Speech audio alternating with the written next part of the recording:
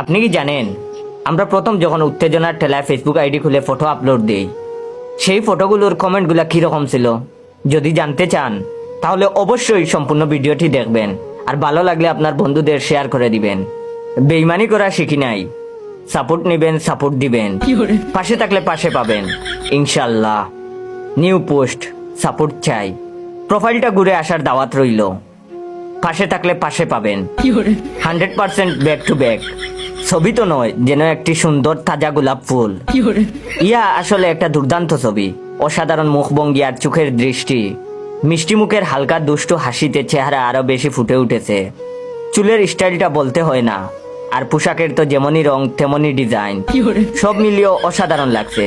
এমন পোজ জাতি আগে দেখে নাই।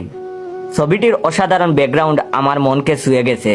ছবিটি ক্যামেরার অসাধারণ ব্যবহার হয়েছে, সঠিক জায়গা থেকে সঠিকভাবে ফোকাস এবং ফ্রেমিং করা হয়েছে। এই ছবিটি যে তুলেছে তাকেও ধন্যবাদ জানাই। আর এই ছবির এডিট ছবির মাহাত্ম্য আরো বাড়িয়ে দিয়েছে। মডেল হিংসার কারণ হবে এই ছবি।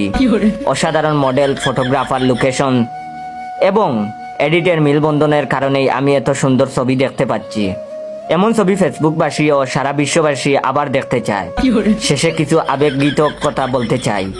এত সুন্দর একটা ছবির পোস্ট কমেন্ট করতে পেরে আমি আজ আনন্দে বাসা হারিয়ে ফেলেছি। প্রথমেই বলে দিতে চাই, পোস্টে কমেন্ট করাটা খুব সহজ কাজ ছিল না। আমার চারপাশের প্রত্যেক মানুষ মাথার ঘাম পায়ে ফেলে আমাকে সাহায্য করেছেন এ পোস্টে কমেন্ট করতে।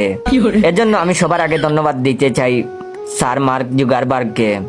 উনি না থাকলে আমি আজ এ পোস্টে কমেন্ট করতে পারতাম না।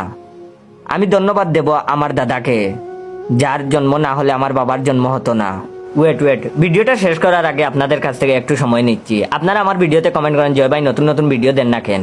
আমি প্রতিদিনই রেগুলার ফানি গল্প দিই আমার আইডিতে, অথচ আপনারা ফেক পেজ বা ফেক টিকটক অ্যাকাউন্ট ফলো দেওয়ার কারণে আমার ভিডিওগুলো দেখতে পাচ্ছেন না। আমার অরিজিনাল টিকটক অ্যাকাউন্টের নাম বাইসা বনফায়ার, আর অরিজিনাল পেজের নাম ইয়োর জয়। আমার পেজের ফলোয়ার 3200। তাই বলি সবাই ফেক থেকে সাবধান, আর আমার real page and TikTok account follow দিবেন। আমি ধন্যবাদ দেব আমার দাদাকে, যার জন্ম না হলে আমার বাবার জন্ম হতো না, আর বাবার জন্ম না হলে আমারও জন্ম হতো না, আর আমার জন্ম না হলে পোস্টে আমি কমেন্ট করতে পারতাম না। আমি ধন্যবাদ দিতে চাই আমার জুতার ফিতাকে। একদিন জুতার ফিতা বাঁধতে গিয়ে আমি বড় দুর্ঘটনা থেকে বেঁচে যাই।